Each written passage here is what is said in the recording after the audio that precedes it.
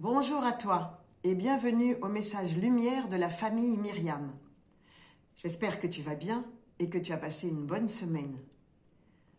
Aujourd'hui, l'Église fête le saint nom de Marie et propose pour l'occasion l'évangile suivant tiré du premier chapitre de Saint Luc que je vais te lire maintenant.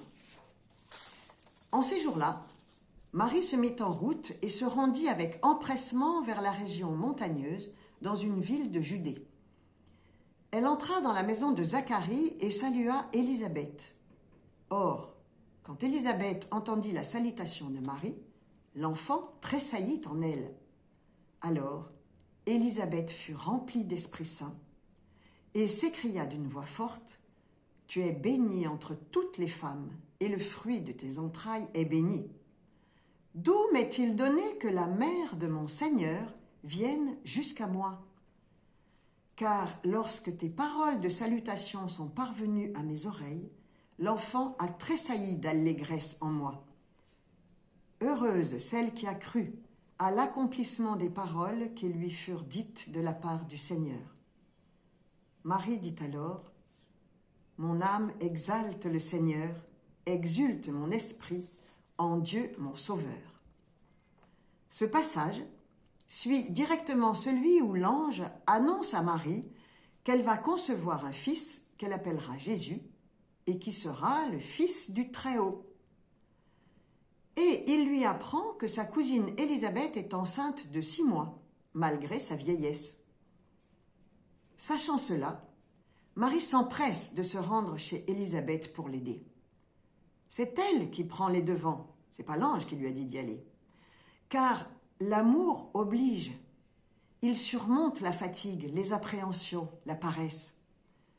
Je suis très frappée par la détermination de cette toute jeune femme qu'était Marie à cette époque. Élisabeth habite dans les montagnes de Judée, à plus de 100 kilomètres de là, ce qui représente au moins 4 jours de marche.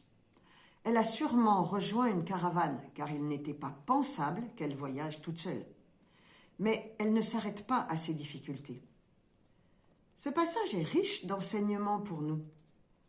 Tout d'abord, nous apercevons la sollicitude de Marie, cette sollicitude pour sa cousine.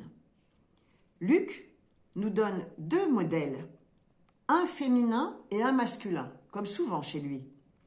Marie, qui va aider sa cousine pendant les 3 derniers mois de sa grossesse, et le bon samaritain, qui s'occupe de la personne agressée et laissée pour morte au bord de la route. Nous sommes appelés, toi et moi, à développer ce sens des autres, cet amour-là, pour voir comment nous pouvons aider, ne serait-ce que par un sourire, ceux que nous côtoyons en famille, au travail, dans notre voisinage ou dans nos rencontres plus ponctuelles.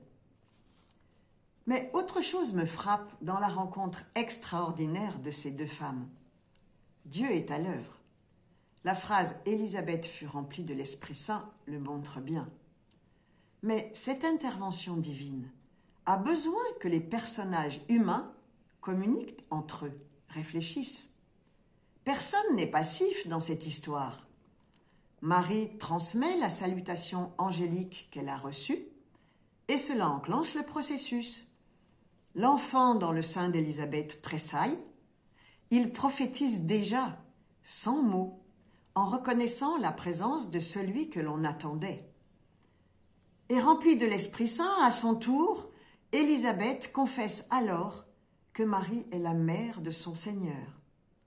Elle prête ainsi ces mots à son fils Jean-Baptiste et affirme que le fils de Marie est le Christ annoncé et attendu depuis si longtemps. Élisabeth attire l'attention non sur Marie, mais sur son fils. C'est christologique cette histoire. La grandeur de Marie vient de son fils Jésus. Mais tout cela n'a pu se faire que grâce à la foi de Marie. Elle est vraiment celle qui écoute la parole, le modèle du croyant, en fait, la première chrétienne, et donc notre modèle à toi et à moi. Nous aussi, De par notre baptême, nous sommes porteurs du Christ, comme Marie en route vers Élisabeth. Toi et moi, nous sommes donc appelés à porter le Christ au monde par nos paroles, mais bien plus par nos actes.